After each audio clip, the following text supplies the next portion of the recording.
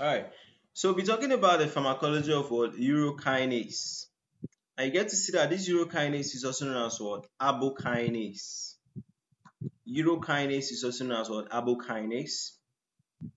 And you can see that this urokinase is mostly a drug that is used to dissolve blood clots. Okay, I know that anybody watching this video came here because they were reading about treatments for some cardiac issues and all of that.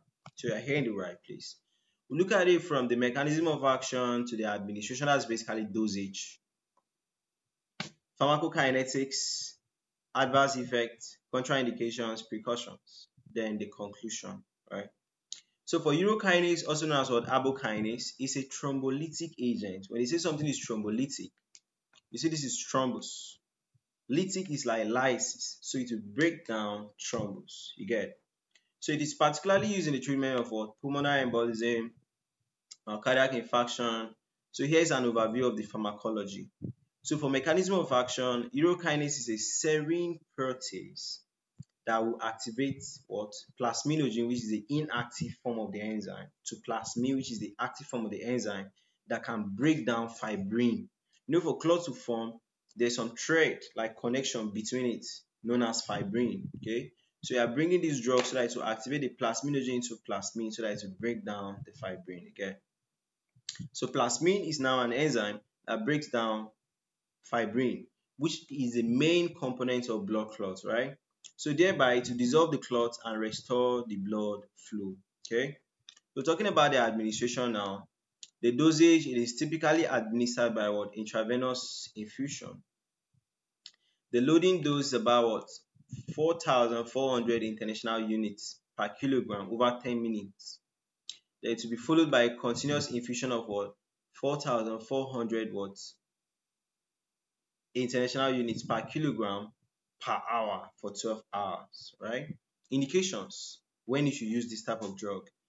If there's acute massive pulmonary embolism, blood supply to the lungs are blocked here and there, you might want to use this drug. There's acute myocardial infarction. There's occlusive thromboemboli in peripheral arteries and grafts. Then for the pharmacokinetics, it has a half-life about what? 15 to 20 minutes. Clearance is primarily cleared by the liver and the kidneys. Volume of distribution is widely distributed in the body. Right? Adverse effects, since it is dissolving clots, you can now tilt the patient into bleeding. Alright.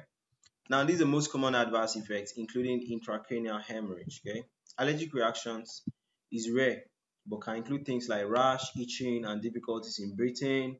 Hypotension, it could cause hypotension too, which is a low blood pressure. Alright. It can also cause orolingual angioedema, which is swelling of the tongue and the throat, which can be life-threatening too. Okay. So contraindications, if the patient has active bleeding, you don't want to give any drug that is preventing clot formation. You understand? So if they have recent surgery or serious head trauma, okay, you don't want to still use this, which is due to the risk of bleeding. If they have severe uncontrolled hypertension, you don't want to use it because there's increased risk of bleeding. Precautions. As you are giving the drug, you monitor. Okay. So continuous monitoring during and after administration for signs of bleeding and angioedema. Avoid intramuscular injections to prevent bleeding from recent puncture sites. So for the summary, we said that this urokinase is a powerful medication that requires for careful administration and monitoring, and this is due to its potential for its serious side effect that it always have. Okay, so that's it for the pharmacology of urokinase, also known as what? Abbokinase.